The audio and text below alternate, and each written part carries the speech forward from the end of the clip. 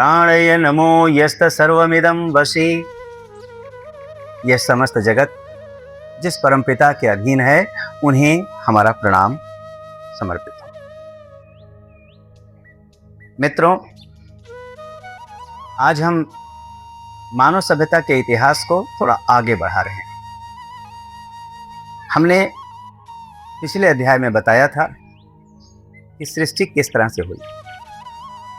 अब हम बिल्कुल सनातन धर्म की कहानियों को, उसके इतिहास को लेकर के हूबहू आपके सामने प्रस्तुत कर रहे हैं। हमारे इस कथन का स्रोत है हमारे वेद, जिसमें थोड़ा थोड़ा सा उल्लेख, हमारे उपनिषद जिनमें उसका थोड़ा सा विस्तार है, और हमारे कुछ पुराण, नारद पुराण में जिन पुराणों की गिनती है उन पुराणों की कुछ चीज़ें, कुछ तथ्य, महाभारत और रामायण। हमारे यहाँ जो भी चीज़ें कही जा रही हैं शास्त्रों से परे की नहीं है। हो सकता है कि किसी की अपनी पढ़ाई लिखाई के हिसाब से हमारे ये सारे किस्से सही सटीक न बैठ रहे हों, तो सुनने वाले का भी कर्तव्य है तो एक बार फिर से पढ़े तो उसने कहाँ से उसे जाना है, और यदि उसे खराब लगे तो मुझे कमेंट करे ताकि हम उसे सुधार सकें। इस चरण में मानव सभ्यता का ये प्रथम चरण है। प्रथम चरण को हम शुरू करते हैं कि जब ब्रह्मा जी, चाहे हम उनको ब्रह्मा कहें या किसी को ब्रह्मा जी नाम पर, ब्रह्मा पर आपत्ति है तो उन्हें कुछ भी कह सकता है, अपने याददाश्त के लिए वो K1 K2 A1 A2 कर ले, लेकिन हम तो ब्रह्मा जी कहेंगे। ब्रह्मा जी ने जब सृष्टि को रचने की इच्छा की, ऐसा कहते हैं कि ईश्वर ने उनको जो है जन्म दिया। ईश्वर ने उनको बिल्कुल कोई प्राकृतिक रूप से ही उनका जन्म हुआ होगा, क्योंकि ये सृष्टि है, इसको तो हम नकार नहीं सकते कि हम और आप हैं या नहीं। हम तो हैं, हम हैं तो हमें किसी ने रचा होगा। जिसने रचा हम उसको जानते नहीं तो हम उसे कुछ तो कहेंगे। आप कुछ कहेंगे, मैं कुछ कहूँगा, तो मैं कहता हूँ कि ईश्वर ने ब्रह्मा जी को रचा और उनसे कहा कि सृष्टि रच। फिर ब्रह्मा जी ने सृष्टि रचने का सोचा। पहले तो ब्रह्मा जी ने ईश्वर की आराधना की, उन्होंने उनकी पूजा की और उनसे कहा कि मुझे कुछ आता नहीं। एक उन्होंने श्लोक पढ़ा संस्कृत का जो था कि कर्ता त्वं सर्वलोकानां साक्षी विज्ञान विग्रह वसूनाम अष्टमोषितम रुद्राणाम शंकरो भगवान। आदि कर्ता से लोकानां ब्रह्मा त्वं चतुरानन सुनि घ्राण भूतेषु चंद्रभास। कहते हैं ईश्वर, अन्य कल्पों में, अन्य मनवंतर में आपकी आराधना जो हुई है तो आप ही का स्वरूप सब में विद्यमान है। और ये सत्य भी है कि किसी एक पदार्थ को आप ले लो, उस पदार्थ का छोटा से छोटा टुकड़ा करें, उसको न्यूट्रॉन, इलेक्ट्रॉन, पॉजिट्रॉन तक लेके जाएं, तो जो अवगुण होता है, वो उसका जो गुण होता है, अवगुण होता है, वो कभी विनष्ट नहीं होता। Law of conservation of energy से ले लें, चाहे जैसे कर लें, तो पदार्थों के जो गुण होते हैं उनका छोटा कर दो या बड़ा कर दो, उससे कोई फर्क नहीं पड़ता। सोने के टुकड़े के सबसे छोटे छोटे टुकड़े कर दो तो भी वो सोना ही रहेगा, वो लोहा नहीं हो जाता। तो ईश्वर जो है, परमात्मा जो है, परम आत्मा जो है, वही आत्मा के रूप में, जीवात्मा के रूप में हम सभी में विद्यमान है और हम सभी उसी के रूप हैं। ब्रह्मा जी ने फिर सृष्टि रचने की सोची और सृष्टि रचने के क्रम में उन्होंने सबसे पहले सृजन किया मानस पुत्रों का। मानस पुत्रों में उन्होंने सबसे पहले धर्म को उत्पन्न किया। और धर्म से कहा, धर्म इसलिए कहा जाता है कि हमारे यहाँ धर्म जो है सृष्टि से पहले ही धर्म था। तो ब्रह्मा जी ने सबसे पहले अपने मानस पुत्रों में से धर्म को उत्पन्न किया, विश्वेश को उत्पन्न किया और इनसे कहा कि अब सृष्टि रची जा रही है, आप उस सृष्टि के संरक्षण में लग जाइए। और फिर उन्होंने चित्रगुप्त को रखा कि सृष्टि विशाल होगी, बहुत बड़ी होगी, उसका लेखा जोखा आपको करना होगा।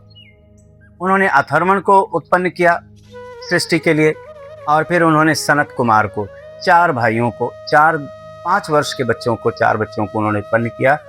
और सनक, सनंदन, सनातन, सनत कुमार, इन्हें उत्पन्न किया।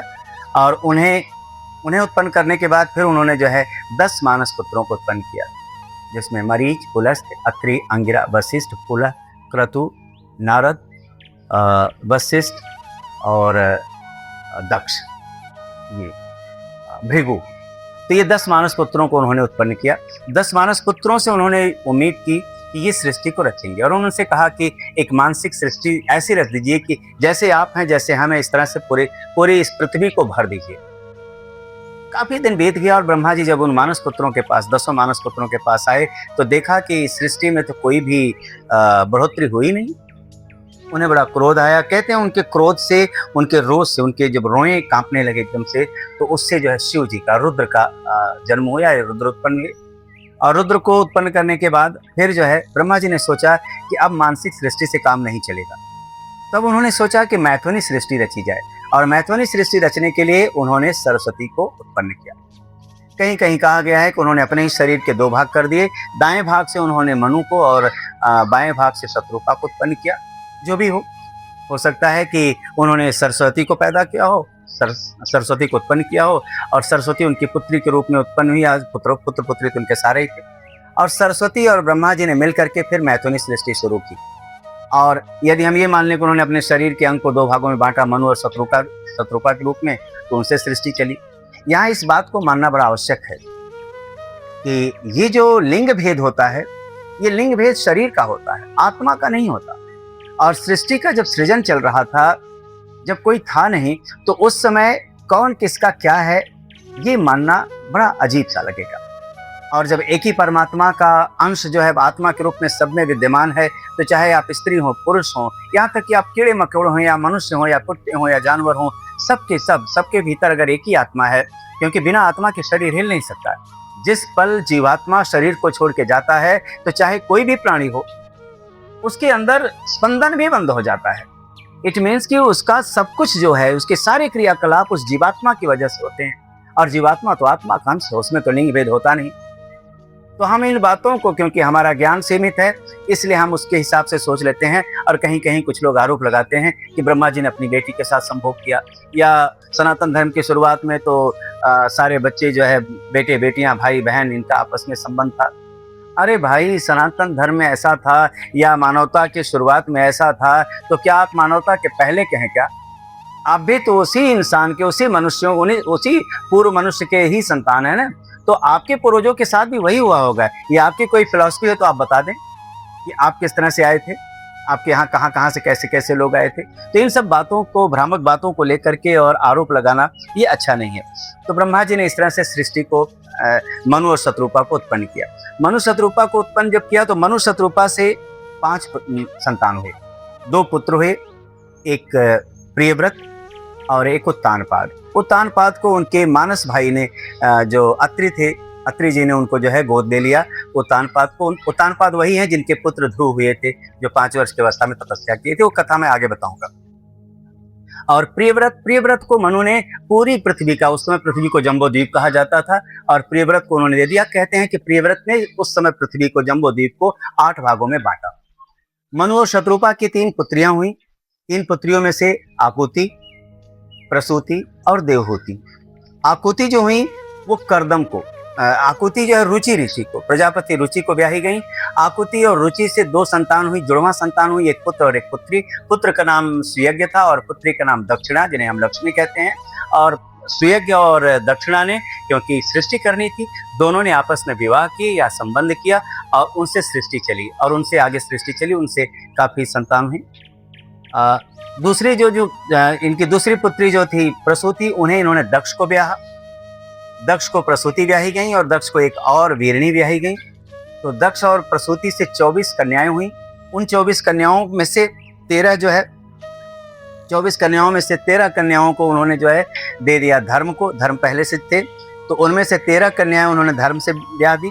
बाकी जो 11 थी, उनमें से उन्होंने सती को रुद्र से, ख्याति को महर्षि भृगु से, संभूति को मरीचि से, स्मृति को अंगिरस से, प्रीति को पुलस्त से, क्षमा को पुलह से, सनति को क्रतु से, अनसुईया को अत्रि से, ऊर्जा को वशिष्ठ से, स्वाहा को अग्नि से, और स्वधा को पितृ से ब्याह दिया।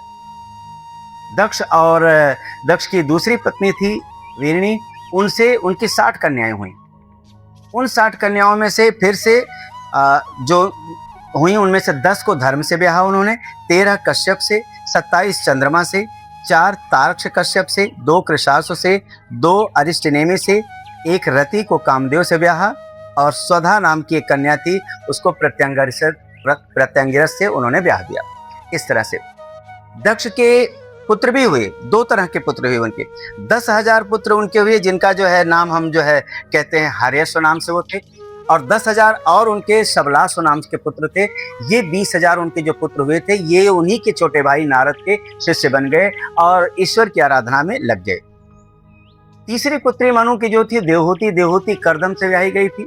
देवहूति और करदम से 9 कन्याएं हुई।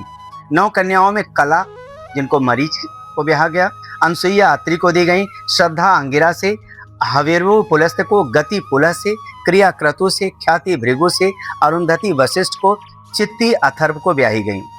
यहाँ कुछ नाम आपको लगेगा कि अरे ये तो इनकी भी बेटी है उनकी, तो नाम कई बार कई लोगों के नाम एक जैसे भी होते हैं।